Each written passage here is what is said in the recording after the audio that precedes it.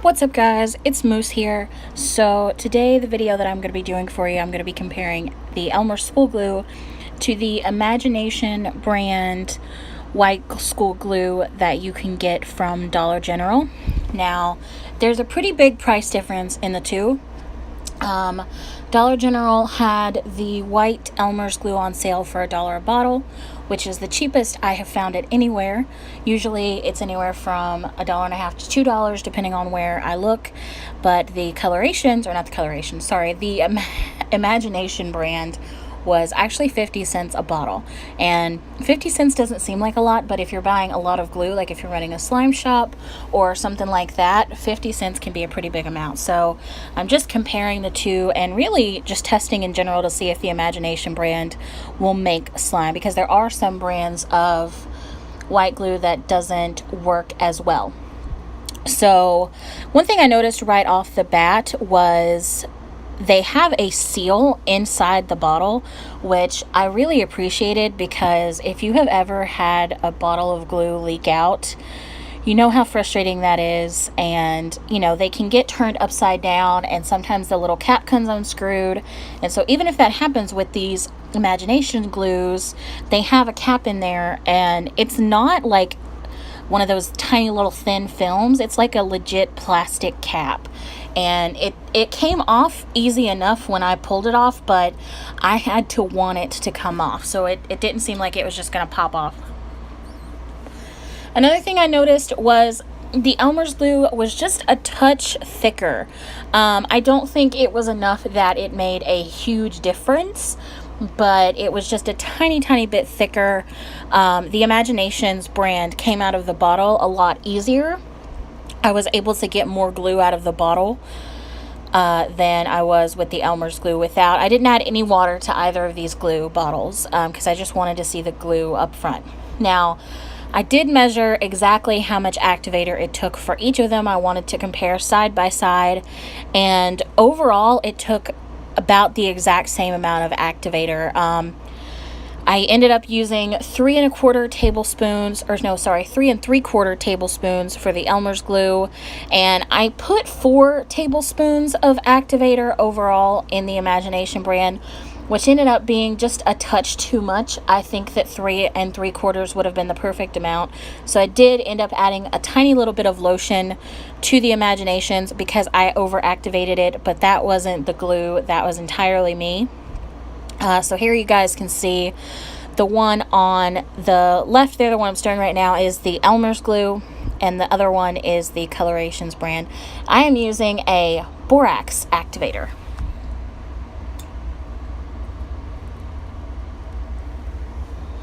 So, and my borax solution that I'm using is just 1 teaspoon of borax to 1 cup of water is the ratio. And there you can see, as always, the Elmer's glue, it came together pretty quickly. It came together like that after 3 tablespoons.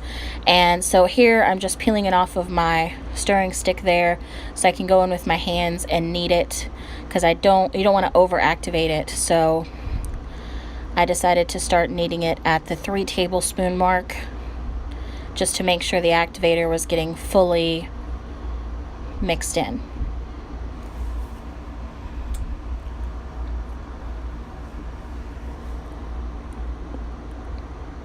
And it was still a little sticky, so I did end up adding, like I said, I added about 1/4 of a tablespoon at a time to it. And so this is just me. This is the Elmer's one that I'm doing right here. And at this point it wasn't super sticky, but it was still just a bit stickier than I wanted it to be. It still wanted to stick to my hands more than I liked it to. So now, if you've never made slime before, just a heads up, you probably don't want to do it on some of your surfaces. The slime may stick to certain types of surfaces. My table that I'm using there has a glass top, so obviously even if the glue were to stick to it and completely dry, I could just scrape it off, which is something I've done in the past. But you wouldn't want to use it on any type of cloth or anything porous that might absorb the glue. So there we go. I think I end up adding like another tiny bit of activator to it at this point.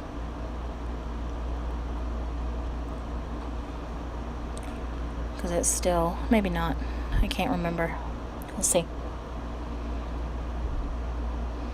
Just getting it all off of my fingers from where they were submerged. Nope, it looks like I'm not adding anymore. So there I'm just collecting all the bits from the inside of the bowl. And that's like one of my biggest pet peeves when I watch slime videos is I never see them like completely empty out the bowl, and I don't know, it just bothers me. So I always do it because I want all of the slime. And I apologize that the actual process, I don't have audio of it. I did record audio through this entire process, and I forgot to turn the air conditioner and the fan off while I was doing it. And when I played back the audio, it was really loud and just obnoxious.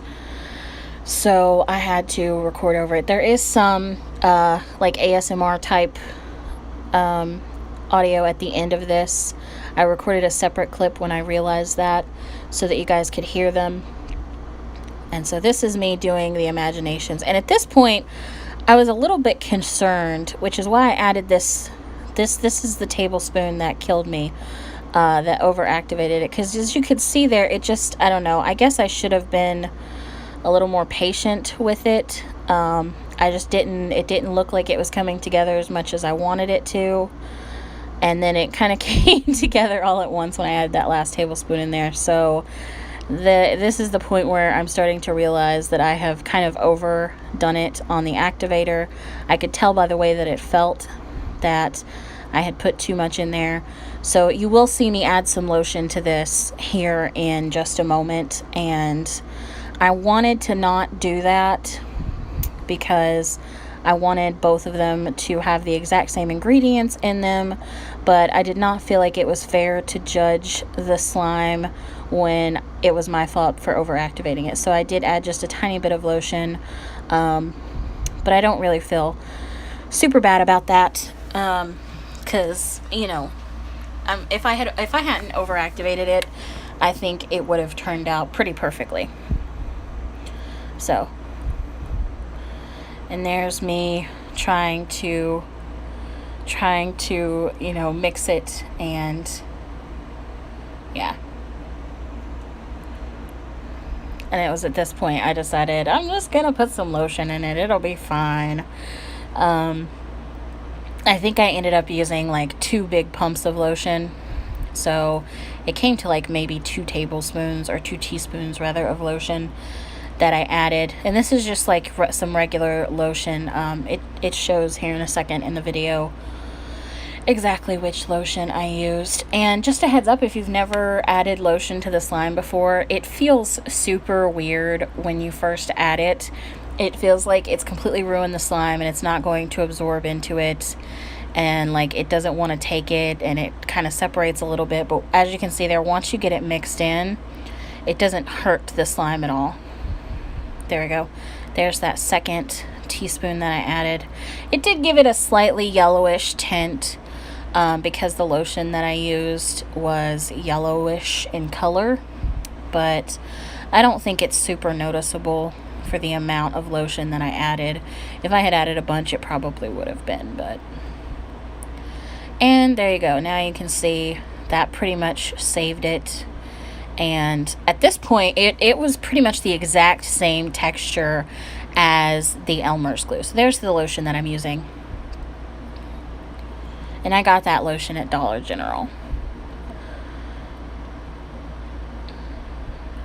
So overall, I have to say I didn't notice a lot of difference. The only difference that I noticed was, like I said in the beginning, the Elmer's glue was just a touch thicker.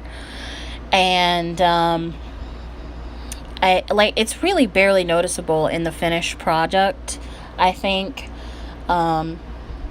But I mean, there is that slight difference. But as far as stretchiness, clickiness, you know, how easy it was to come together, the amount of activator I used, the way the slime behaves. It's pretty much exactly the same. So I think that the formulas are probably either exactly the same or really, really similar.